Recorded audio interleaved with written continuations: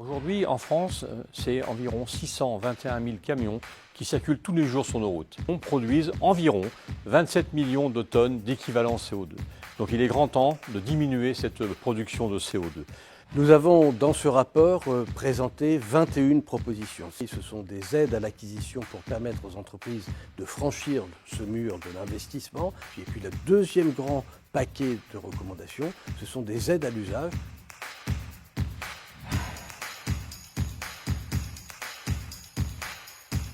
Aujourd'hui, en France, c'est environ 621 000 camions qui circulent tous les jours sur nos routes. Ces 621 000 camions produisent environ 27 millions de tonnes d'équivalent CO2. Donc il est grand temps de diminuer cette production de CO2. Et c'est pour ça que cette mission Flash a été mise en place pour comprendre tous les acteurs qui mettent du frein à cette transformation des véhicules diesel en véhicules faible émission ou zéro émission. On en est très loin. Aujourd'hui, en France, circulent environ 1500 véhicules camions électriques.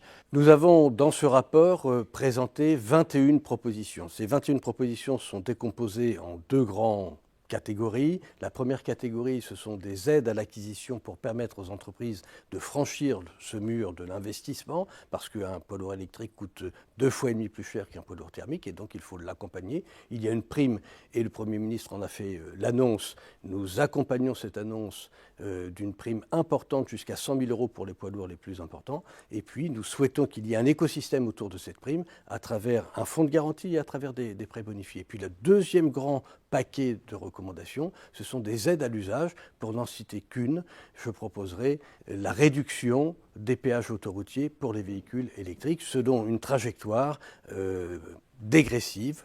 Nous proposons 75% de réduction sur les péages autoroutiers les premières années, jusqu'à moins 25%. 70% des véhicules qui roulent tous les jours aujourd'hui rechargent la nuit dans leur dépôt, mais 30% circulent sur de longues distances, et pour eux, il n'y a aucune borne de recharge aujourd'hui. En France, on estime environ à 64 bornes, lieux de recharge pour véhicules électriques, c'est très peu, et principalement dans le nord de la France. Donc il faut que l'on mette en place tout à fait rapidement ces implantations de bornes sur tout le territoire national, en priorité bien sûr sur les grands axes autoroutiers ou routes transverses, et pour la suite, après, ramener dans 4-5 ans un maillage complet de la France au niveau des bornes de recharge pour véhicules poids lourds.